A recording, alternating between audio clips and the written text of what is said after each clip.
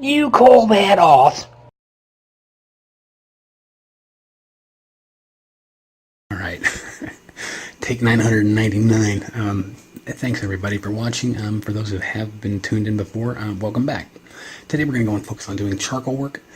For the beginners, I think this is best for them, is to gradually step forward from the doodling and all that and cartoon creation to intermediate work. So I wanted to focus on doing charcoal because it has some great black and white contrast to it. It really makes it pop.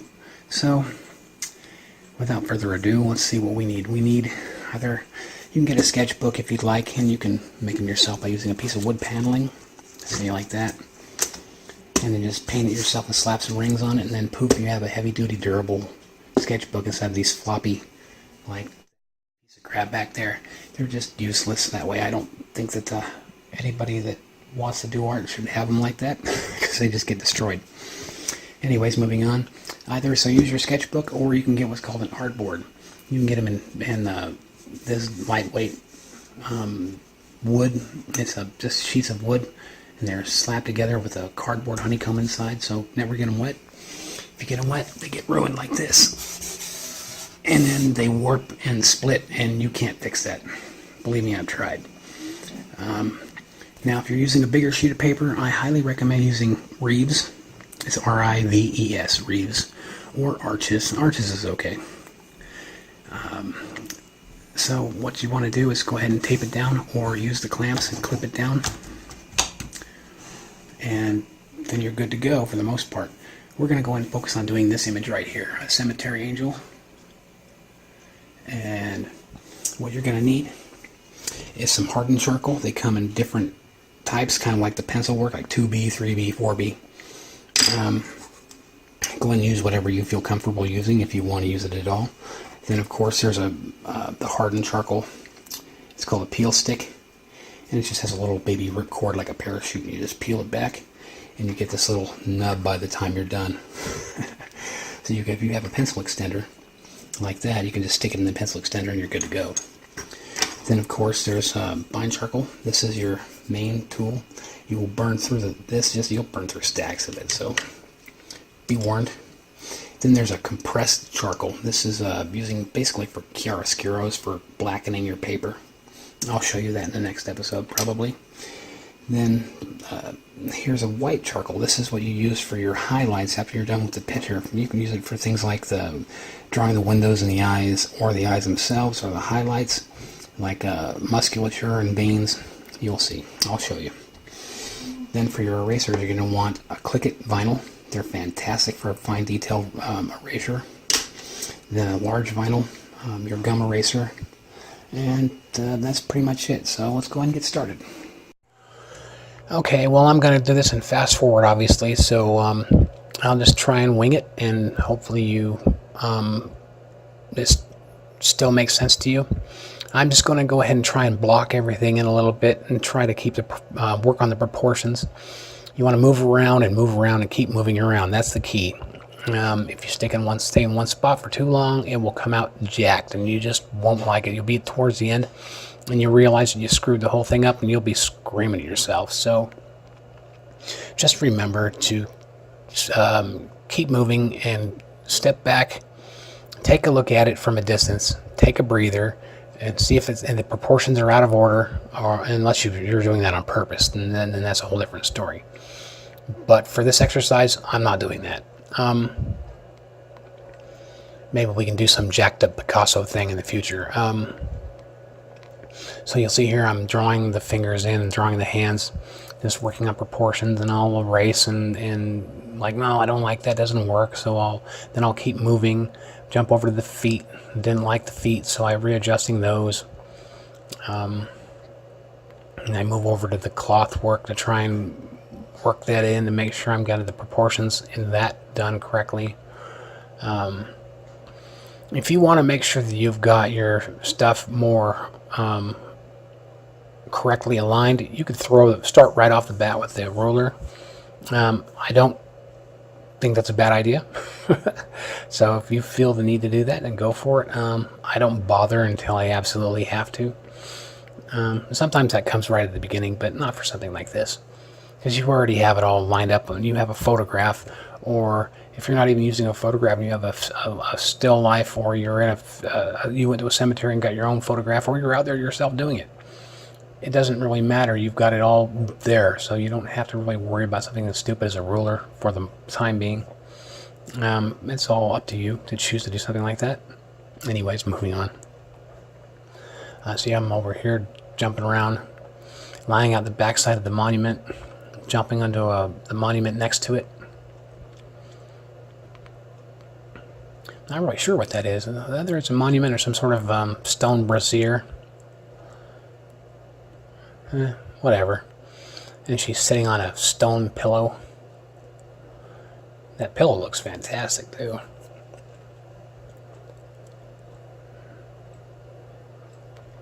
You see, I'm just still moving around. If I don't like something, I just go back and erase it really quick. Oh, yeah, and use gum erasers are best for fast erasures and charcoal. They're fantastic for that. Not much of anything else in drawing as far as I'm concerned, but for charcoal, yes. That or your click it vinyl erasers are just wonderful on this too, but not so much on the big blocks, but they work too, but they tend to smear. Anyways, back to this.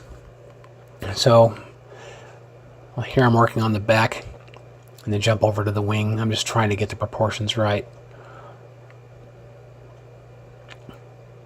Trying to catch some of the shadow, make sure it's the shadows, because the shadows, when they're on the drawing, you want to make sure that they line up, because they will actually aid you in your proportions, because you can use those as markers as to where everything else goes.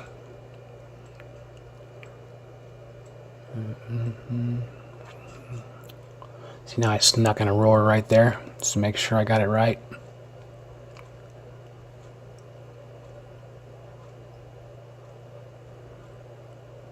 And see right there, I'm using my finger as a blending stump. You can get the what are they called, tortellones, or you can. It's just a tightly wound up piece of paper, and they just use them to blend with. Or you can use the blending stumps. I don't use them, but some people do. I have a stack of them. I just don't use them. I just use my finger when I'm drawing. I use my finger to keep my hand off of the board so I don't smear my stuff everywhere. So you can use that very same finger to do your blending really fast, and if you watch, you'll notice it's not quite as fine as using god damn it, what are they called, the tortellones. They're not as fine as one of the tipped ones, but if you see that they work, my finger fares just fine, and it's free and easy to deal with. But you can pick them up relatively cheap if you want to get some. I don't disrecommend them. I just don't use them myself. Maybe I should do one all in using one of those just for the whole picture and just show you. But here coming up in a little bit, I noticed that my camera ran out again. I seem to be famous for that.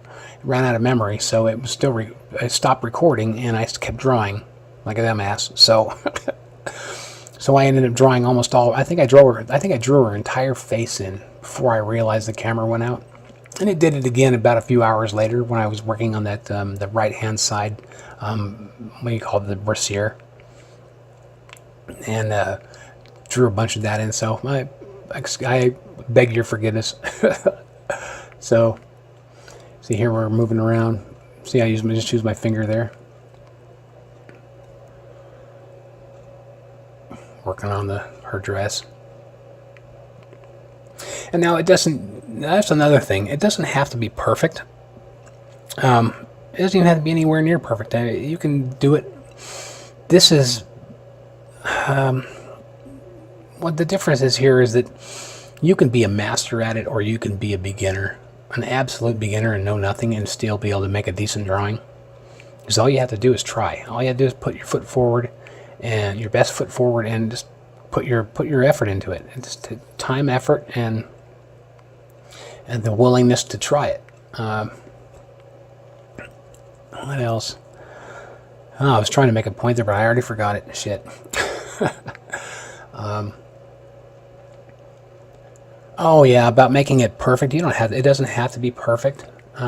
Like that dress, you'll see that I just, even when I completed it, I basically left the bottom part of it fairly unfinished, because you can make it as beautiful as you want and put as many hours into it as you like, and then you can put even more onto it on top of that and make it even better. So the more time you spend with it, the more gorgeous you can make it look. But for all intents and purposes for this exercise, I didn't feel it was necessary to spend 60 hours on it.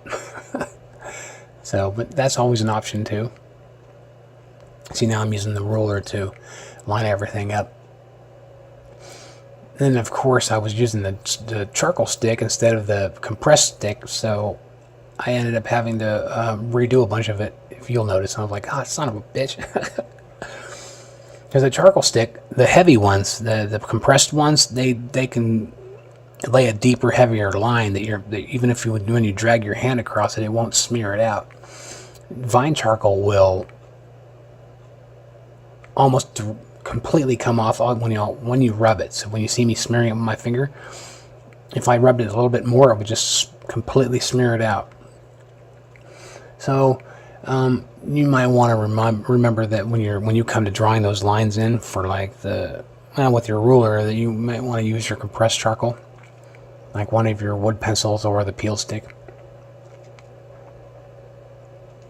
See, I redid the foot again.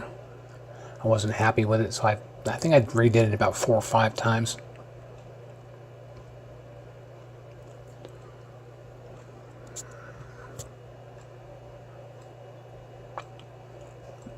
I don't think I ever got it quite right, but close enough. Remember, nothing has to be perfect. Sometimes the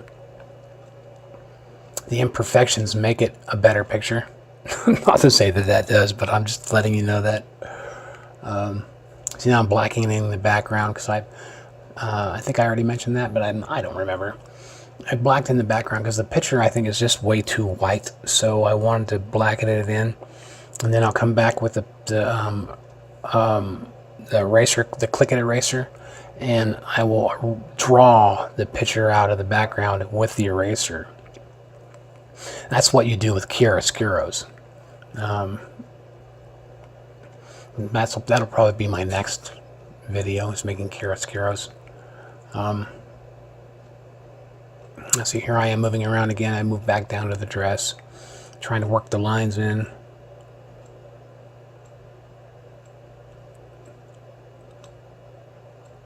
I think I erased that 8 or 9 times too.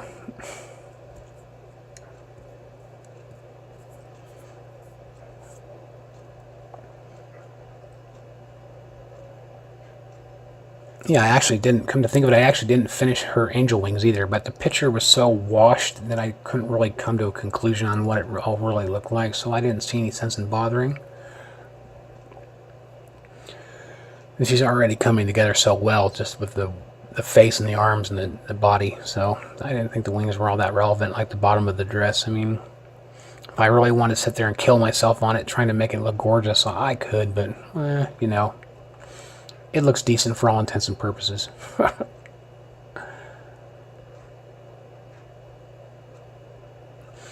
And when I come towards the end, I will use the click and eraser and try and lighten up some of the white areas, and then go over it again with the white charcoal pencil and really make the whites pop so that there's a better contrast.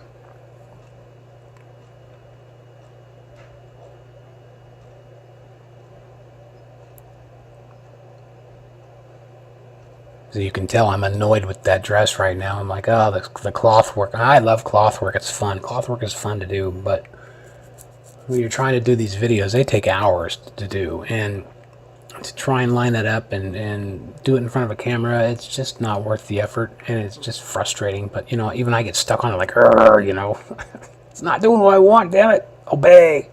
Obey. That's all right.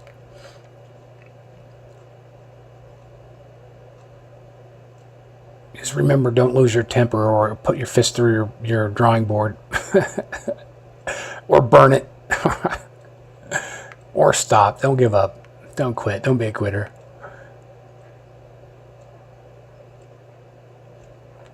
If you really need to, go to the store. Get a 12-pack. Get a bottle. Whatever you need, man. For all the kids listening, you didn't hear that. See, here I am cutting in the background with the eraser. Just use it like it's an moron. Just use it like it's an actual pencil. No big deal. See? You can get some pretty interesting effects out of it, too.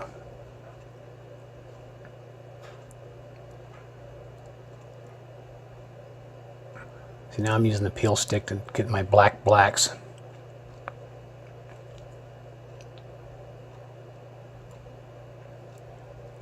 The only thing that's darker than the peel sticks is those compressed charcoals, the sticks I showed you at the beginning. There was one stick. Those are black. But they're wide, and they're kind of a pain in the ass to work with. You can get the narrow, skinnier ones, but still, the peel stick does more than a good job of that. And the compressed wood sticks, too, they're alright.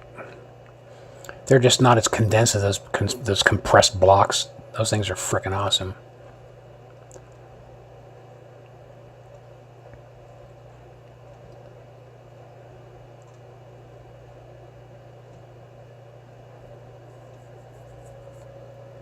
So you back over to the foot. Remember, move around.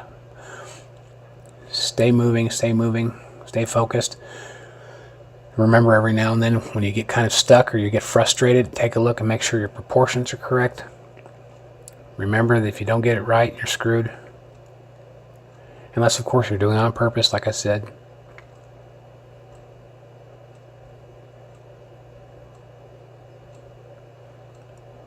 Keep moving around.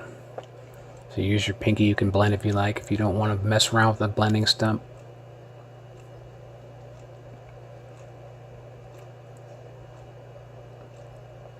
See, now I'm using the peel stick to do the lines. Dumbass. You don't generally think. Hindsight's always 20/20.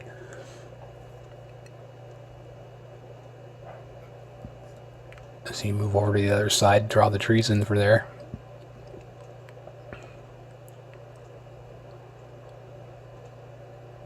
So you do it that way, you get a bit of a foggy-ish blur as opposed to that bright, washed out, well, not even bright, just a bright, washed out background you can't make out make heads or tails of. Now you could just forget all that, just make it black and make the whole background blackened out, and just leave it like that. That would suffice too. I'm just doing this as an exercise to show you what you can do.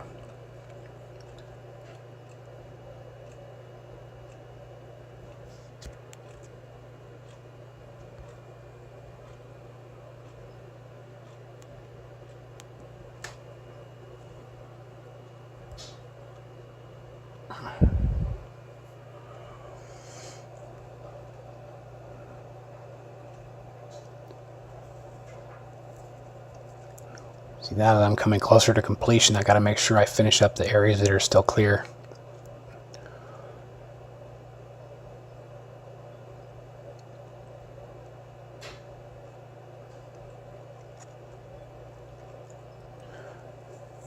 So try and give that little bit of a faux marble or concrete look. Faux meaning false. For anybody that doesn't know that.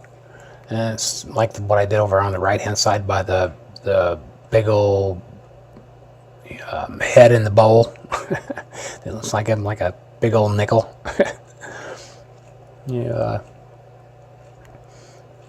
Just do your best. Remember to keep moving.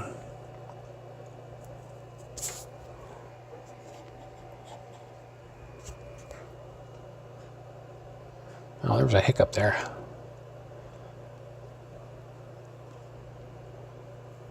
See, now I've got the white pencil. I'm just going through and doing some highlights.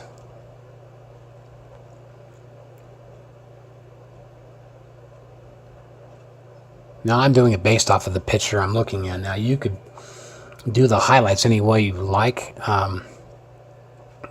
I don't recommend deviating too far from what you're looking at for making your highlights, bringing them out, because it could ruin the picture. Then you have to start all over again. But that's always up to you. Especially if you're beginning and you're starting out, I wouldn't recommend trying to stray too far from the standard curriculum. And this is the stuff that you would be learning in college classes. So consider this a free course. Consider all my courses free courses that you would be paying thousands and thousands of dollars for. And yes, I've already paid them. So.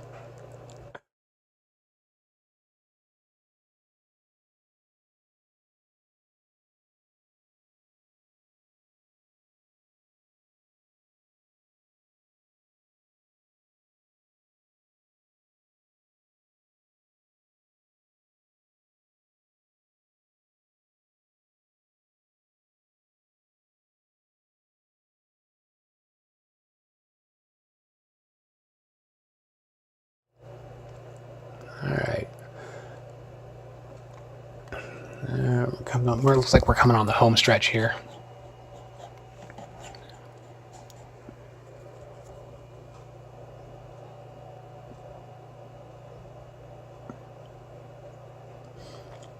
Now, some of the smudging was because of my pinky finger, which just sucks that you didn't have the tortillons, because I wasn't using a tortillon or a blending stump, and I was using my finger. Some of those charcoal smudges won't come out, and the white charcoal won't cover them. So that's the risk you take just using your finger. So, mea culpa, now that we're almost done, say thanks for watching. I appreciate it. I hope you enjoyed it and found it useful. And once again, I'm J.L. Fowler, that art guy at Falling Awake Artworks. Good night.